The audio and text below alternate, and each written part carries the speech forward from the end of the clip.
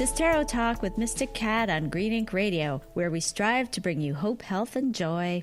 I'm Mystic Cat, and Tarot Talk is the show where we look at changing our story to change our life. It's not woo-woo, it's self-awareness, clarity, and tools for change. A therapeutic perspective on an application of tarot.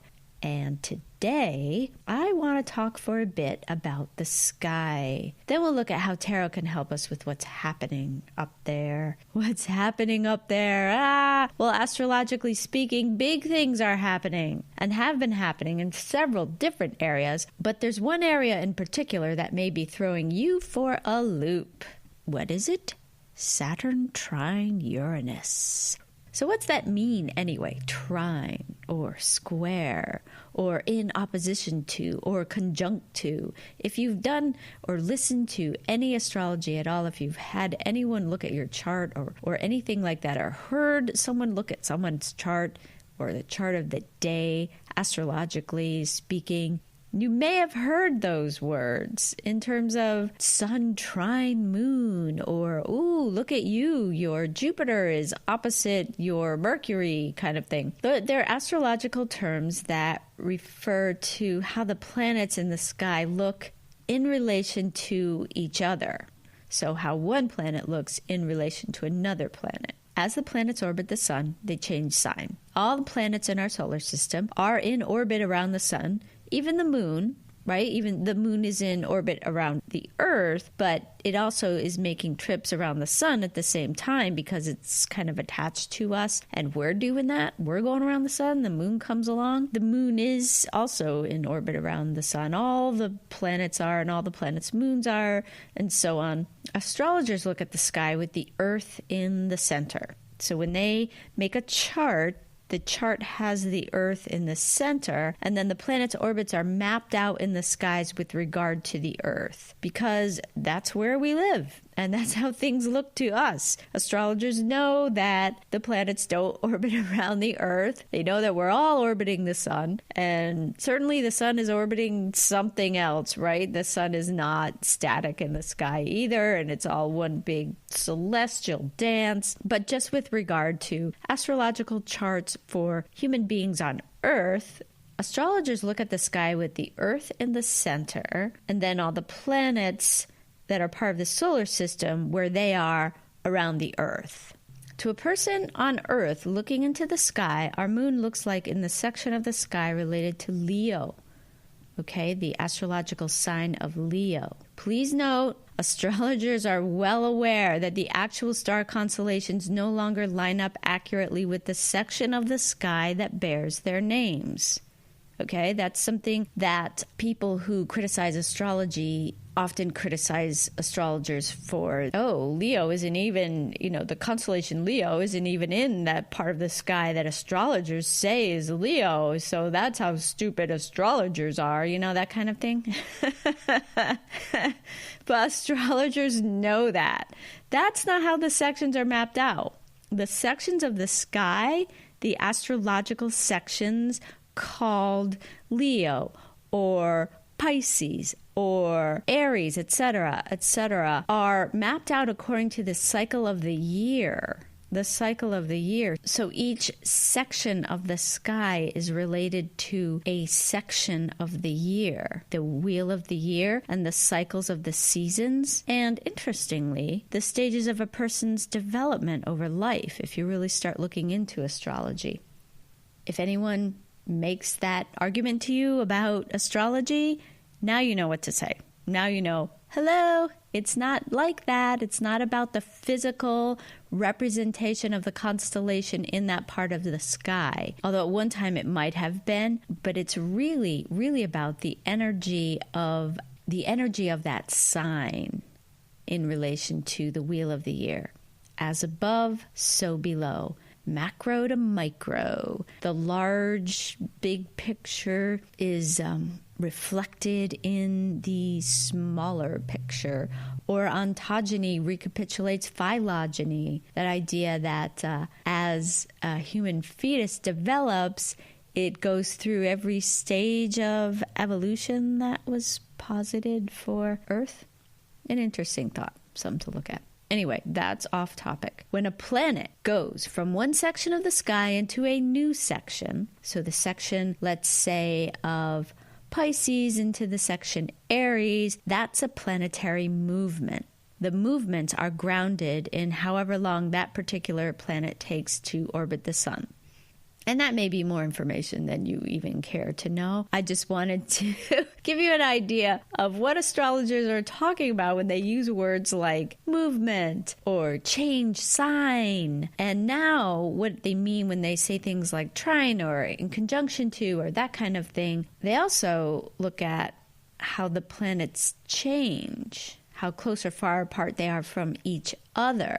So the Earth is in the center of your chart, and we're looking at where the planets are all around us in the Earth and skies of the Earth, but also where they are in terms of each other, how close or far apart they are from each other. These are called aspects, and they're thought of in terms of angles. Some distances or angles are pretty exact. So like a right angle or 90-degree angle, that's called a square. And a 180-degree angle is called an opposition. So that would be 180 degrees. That's half a circle. And an astrological chart is a circle. So that would mean 180 degrees would mean that those planets are across from each other. They're in opposition to each other. 0 degrees would be they're right on top of each other, and that's called a conjunction. Or 120 degrees, that's a trine. Back to Saturn trine Uranus. Saturn trine Uranus means that these two planets have traveled through the sky to the point where they are 120 degrees apart. Actually, this is the third and last time since December 2016 that they will do this trine thing. And it first occurred in this latest cycle in December 2016, and then it occurred again. Oh, yeah, no, I don't remember. I feel like it was over the summer, but I could be wrong. And now it's occurring for the last time in this current cycle now. Actually, on the 11th of November, 11/11. Isn't that cool? Oh boy. I'm about to get started on the number 11 and all that symbolism and meaning and et cetera, et cetera. I think what I'll do is I'll put that on the blog. So I'll talk about 11/11 on the blog or just the number 11. Here I'm going to stick to the sky and tarot. So we've got Saturn trine Uranus. These planets have traveled through the sky to the point where they're 120 degrees apart. Big deal, you say. BFD. Well, think about it. Saturn's orbit is roughly 29 Earth years long, and it changes signs every 2.5 years. And Uranus takes 84 years to orbit the sun. 84 years. Uranus changes sign every 7 years. So the fact that they're 120 degrees apart isn't a common thing that happens if you think about the way they're both dancing through the sky. And this aspect, this trine between Saturn and Uranus, isn't an everyday occurrence. And when it does occur, you notice. Let me tell you, it's something that you've probably noticed without knowing that that's what you were noticing. The good thing is trines are positive aspects, meaning that the two energies will work together well rather than clash or conflict. An opposition, that would be a time when the energies are not working together very well, when they're sort of challenging or going head to head. And that makes sense, right? They're in opposition. So they're going to be doing this push-pull thing or this conflicting thing. With a trine, it's a positive aspect. So we're looking more at cooperative energy. Yay. What do I mean by even the two energies, blah, blah, blah. Okay. Saturn is a large planet with rings. Yes, we all pretty much have learned that. God even knows when. Who even knows when? Probably in 2nd grade. Who knows? It's a large planet, and that makes it a major influencer on our lives, both personally and in terms of the bigger picture, like in society and the world, because it is such a big planet so far out from the Earth. When you look at Saturn physically as a planet with rings, understand that the rings represent boundaries, structures, and security. So Saturn energy is one of restriction and limits. Saturn can be felt as very restrictive and confining, or we can embrace the positive side of Saturn. It can bring order and thus meaning to our lives. In that way, it relates to discipline, authority, rules, responsibility. And though those may be ugly words to some of you, like especially those Sagittarians among us, and I say that because I'm a Sagittarian, but those are the elements like discipline, responsibility, and rules, some governing rules, some structure for how life is to be lived. Those are the elements of life that help us interpret and understand the world around us. So they do have a use, and there is some beneficial service that Saturn offers. Now, what about Uranus? Okay, Uranus. It was discovered just before the French Revolution and was found to have an odd, very elliptical orbit. These are clear indicators that Uranus is a planet of revolution, change, discovery, and progress. Right, with the French Revolution, and I think it was around the time of the Industrial Revolution, that kind of thing. Uranus is also the planet of unpredictability, eccentricity, innovation, and intuition, and that's related to its very odd elliptical orbit. Now, I'm pretty sure that all planets have an elliptical orbit, but Uranus's orbit is particularly elliptical. Like it's really an exaggerated oval kind of orbit. So Uranus always brings surprise and disruption. It can totally upset your apple cart. It may just completely turn things upside down in very unexpected ways. So that's the revolution and the oddity of it. With these two planets, embrace the energy that they bring, and you'll have an easier time of it. Okay. I can hear you saying, my life is in pieces all around me, and you want me to embrace that? Embrace what? Chaos and destruction? The complete annihilation of everything I've known and loved? Here's what I mean. Feel the feelings first. All the feelings. Yell, scream, sob, or weep, rant, rave, curl up in a ball on the floor. Just pour your heart and mind out. Then, when the feelings have flowed through you and out of you, take a breath and say, I'm willing. That's it. No need to clarify what you're willing about or for or with. Just, I'm willing. And see where that takes you. Yeah, very interesting. All right, back to Saturn trine Uranus. All right, we got Saturn, the traditionalist, and it's actually at this point in time in the section of the sky called Sagittarius, and that's the adventurer, learner, traveler sign. So this traditionalist, responsibility, limitation, boundary, structure planet in this wild adventurer sign is cooperating with the inventor. Uranus, the inventor, the innovator, the change bringer. In Aries, Uranus is actually in the part of the sky that we call Aries. And Aries is the type A personality, the driven, ambitious, go-get-em, forward-moving energy. And what is that? That could be a mess, right? That could be a big mess. We got the traditionalist in the adventurer sign cooperating with the inventor in the type A sign. Wow. But luckily, it's a trine. So, in this case, change and progress can happen smoothly, with both past and future taken into account. Saturn is also related to Kronos, the father of time. Saturn is more about the past or the present. It's the structures that are in place and have been in place. And Uranus is the future, the inventions and innovations that are bringing the future into our now.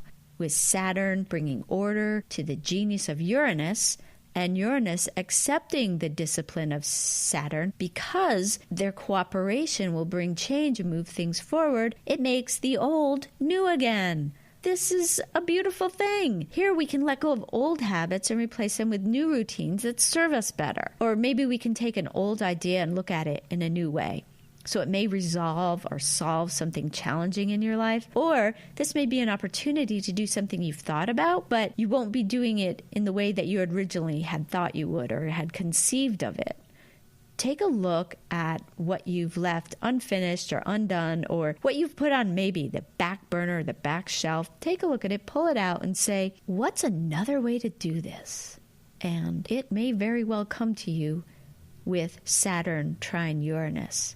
Experiment, take on greater responsibility, and do it your way. Marry the discipline of Saturn with the innovation of Uranus. This is the prime time to do it. The sky is in your favor for all of these action steps and decisions. Make it happen. Yes. Now, what does this have to do with tarot cards? Well, tarot and astrology are very related. When I'm looking at this as a tarot card, at Uranus as a tarot card, there are several cards that are traditionally related to Uranus. When I'm looking at Saturn trine Uranus, I'm looking for the card that best expresses the energy of Uranus as it trines Saturn. So, like I said, the energy of Uranus is a big disruptor, but also an innovator. And when it's trining Saturn, it's willing to accept discipline. It's willing to accept the structure or work within the structure or boundaries. So here I'm thinking the Fool. I'm going with the Fool for Uranus in this situation. I'm seeing the Fool here as living an ordinary life in an unordinary way. The Fool is representative of unpredictability, quirkiness, setting off on a grand adventure with your head in the clouds, but your feet on the ground. And that feet on the ground, that's the Saturn thing. I'm conceiving of Uranus here as the Fool in terms of managed risk. So the Fool is a risk taker, but not foolishly so. It's the wise Fool. It's the Fool who knows what they don't know and then moves forward. For Saturn, the tarot card I want to use for Saturn in the Saturn trine Uranus energy is the World. And also Saturn as a planet has many cards associated with it. Many tarot cards, there's several different ones, and I considered a lot of different possibilities, but I liked the World for the trine Uranus.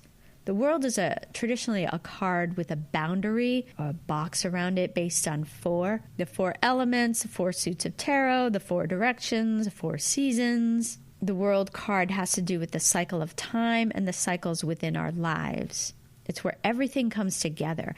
And it's basically the completion of the journey taken by the Fool. I love using the Fool to stand for Uranus and the World to stand for Saturn. Just love it, because we've got wholeness and celebration here with Saturn as the World. So here are the questions for you to ask in this Saturn trine Uranus time. Where in your life are you ready for change? How can you take what is routine or ordinary and turn it on its head?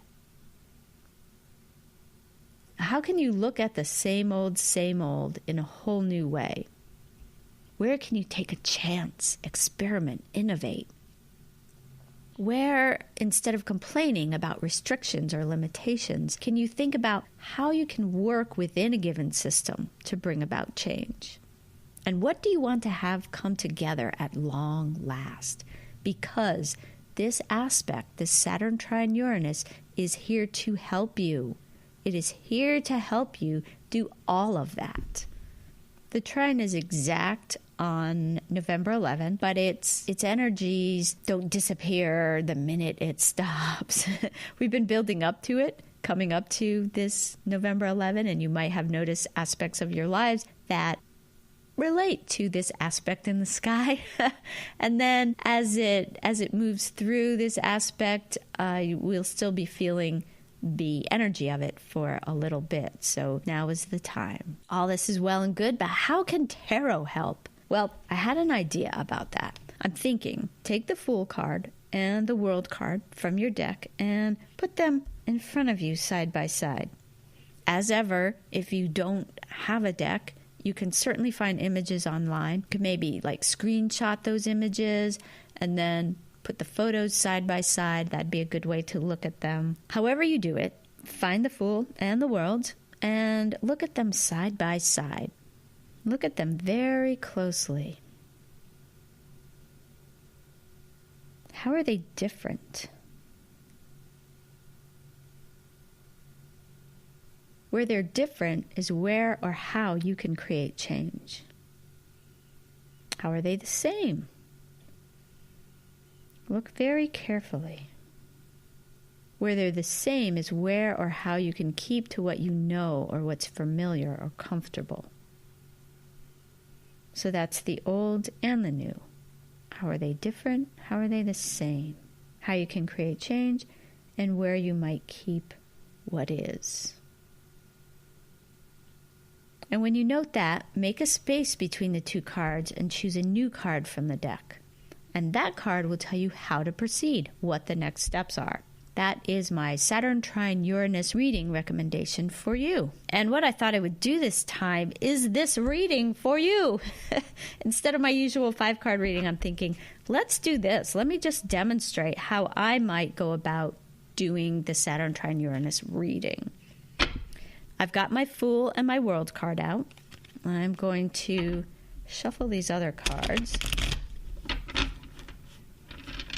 And I want you to know that if you are listening, this is for you. It's a general reading, but you'll be able to relate to it in some way. It may deal specifically with your own very personal life, or with someone you know or are very close to, or with a situation that you've observed or have some interest or stake in.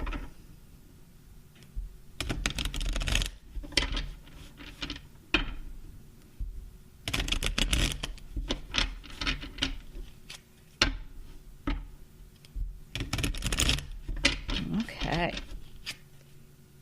That feels good. Now it's just one card. You can do this any way you want. But what I'm going to do, and this I don't often do, but it speaks to me, and you know what? I'm doing an old thing in a new way. There you go. That's me doing Saturn trine Uranus. Okay. I'm going to spread them out, like kind of fan them out, and choose a card from there. And like I said, I never do that, but I am just so excited about doing an old thing in a new way because the energy is ready for it. Okay, what card? I'm just sort of passing my hand over the deck and feeling the energy. All right, I've got a card, but I haven't turned it over. I want to look at the Fool and the World side by side very carefully first. So right now I have a cat who's desperate to get in my lap, trying to keep him quiet. Okay, I use the Aquarian deck. It's a deck I've used since 1980, and that's something that I actually hear calling to me very frequently, and I've got a lot of different decks, and I've used different decks from time to time, but I keep coming back to this one. I feel like I'm really ready for a new deck, a new main deck, but we'll see. All right, so what I'm noticing between these two cards that is different. I'm looking at how they're different. Well, what I'm noticing first is how they're the same. I don't know why, but I'll go with that. So I'm looking at how they're the same. Both cards have a single figure. The Fool card has a figure that looks male, and it's a profile shot. The World card has a figure that looks female, and it's more of a frontal shot, although it looks maybe a little 3/4 frontal. The Fool is carrying a staff and has a white rose in, let's say, his hand, and the World has looks like a calla lily or some very long, tall plant. So they both have a plant, a flower in their hand. Both of these have a lot of orange as well, and also a very earthy color with bits of blue in it. They both have some geometric lines. So that's how they're the same. How do I interpret that? Well, for you, the listener, these samenesses tell me that you can keep to your idea. So this is an idea thing, and I get that sense from the plant matter, the flower. The flower to me feels like an idea that you've birthed, but haven't necessarily taken as far as you can. I'm seeing this idea as something that you should keep or hold to. I like this idea. It's a good idea. I'm just noticing now that both figures have some kind of headgear, and it's both orange. So the idea is beautiful. It's a good one. Go with it. I love it. The earthy color I'm seeing with bits of sky in it tell me to keep to the practical parts of it that you had conceived of. Keep to the practical parts. And there's definitely some very inspired and pie-in-the-sky ideas that go with this. But here, the original, more practical aspects are definitely something to keep to. I like that. As I said, both cards have a lot of orange in them. And when I look at color and symbolism of color, I like to refer to Dougal Fraser's ideas about color. Dougal Fraser finds orange to be a color of balance, perception, and intuition. So keep that. That's one of the samenesses. Keep it. I just talked about being grounded, and I think that balance is very important in staying grounded. When we're out of balance, things are a whirlwind, and that's when we're not as grounded. Saturn is a very grounding energy, and it can ground your Uranus flights of fancy. So that, to me, goes along with the earthy brown color. That's very grounding and very practical and solid. Take that orange and then grow your intuition. Feel into your intuition. Note your perceptions. And strive for balance. Strive for balance, and out of that balance can come the practical flights of fancy. If that makes any sense to you at all, I hope it does, because I think that there's a really strong, solid foundation for you in this idea that you've had. I think that if you keep to or keep within the grounded, balanced aspects of this idea, you're going to do really well with it. Like it's really going to serve you well. Again, like the geometric lines that I'm seeing also speak to that. There's a real call to stay within the lines, which is interesting for Uranus. Stay within the lines, yet innovate within those lines, right? Because Saturn is the lines and Uranus is the innovator. So let's look at how these cards are different, and that's how you can create the change. So you've got this idea. I think that it has grown some, like you have implemented this idea in some way. And I think that with the blue sort of peeking through the brown, we're seeing the potential, the fabulous potential for it. But the similarities with these cards are telling me don't go too far off the edge as of yet. Like, not yet. Maybe at some point, but not yet. Now, how are they different? What I really notice here with the differences between these cards is that the Fool has a very austere background. It's very blank white. And the World has a very busy background. There is so much going on. So much happening. So here I'm feeling that this is where you can create change. Maybe bring in more partners, more people. And if they're not partners, maybe they're an audience or a target market or something like that. I feel like where you can create change is in bringing in more people or including more people. You would still be the center of this idea. You're really still the driving force behind it, but I think you can bring in more people or more elements. Maybe this idea doesn't have any online presence and you could do that for it. That may be a way to bring in more elements. So what I'm really seeing here, the difference between the Fool and the World, is that the World has so much more going on. And what I want you to do is, obviously bring more into this. This is where you can create change, is in involving more people, more aspects, more elements in your idea. Also with the World, I notice there's a ton more blue. Like on the figures, there's just a bit. But even on the figure in the World, there's more blue than there is the figure of the Fool. So here, as I said, what you can keep to is the groundedness and practicality of this idea. But what I want eventually for you is to bring it more into the realm of its potential and the possibilities. So begin to start thinking more big picture about it. Still operate within the groundedness of it, but start to, percolate some of your wildest fantasies about this idea. Like what could happen? Also, what I'm noticing with the World that's very different from the Fool is the circle. There's a big circle in the World, and the Fool doesn't really have a circle in it. I mean, there's circular shapes and whatever, but not like the World. There's a circle, and there's also a couple other circles above, and then some more square shapes below. But this circle tells me that it's a community. Again, I want you to bring more people in on this. More people, more elements in on this, because the circle is telling me that there's a wider community that you can reach out to with this idea, and that bringing them in will be of fabulous benefit for this idea. Okay, what's the middle card? This is a card that tells you how to proceed, what to do next. Okay, I know we've got the Fool of the World, where we start, what we start with, the samenesses, what you can keep to, what's comfortable, what's okay, and that's very practical and grounded. And this idea is a good one, and it'll see you through. And then the changes I'm really seeing, bring in more people, more aspects, more elements. Start to visualize your wildest dreams with it, kind of thing. Look at this. Yeah, the card I pulled is the Chariot. Wow. Okay, 3 major arcana. This is a big idea. Do it. Go with it. I love it. The Chariot is a card of movement. It's a card of rolling forward and momentum. Here's the thing.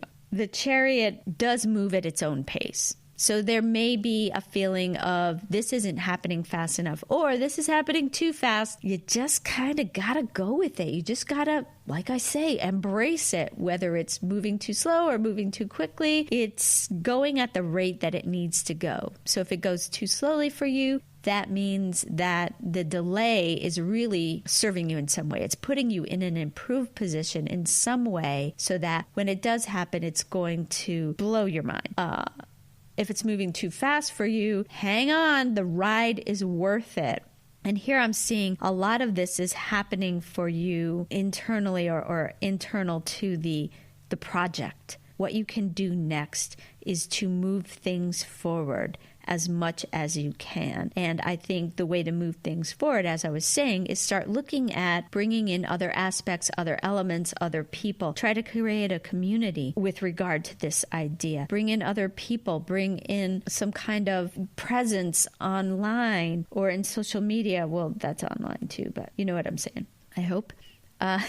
Start to visualize grand ideas. What I want you to do with this Chariot, one of the next action steps is really to start to visualize what is the biggest, most grandest thing that could happen out of this or that could come of this. Visualize it. I'm not saying act on it. The action you're taking is the visualizing. The action you're taking is to start the wheels rolling forward. Whatever you've been thinking of in terms of this idea, I say it's time to start moving forward. And one of the most effective ways to move forward is to visualize.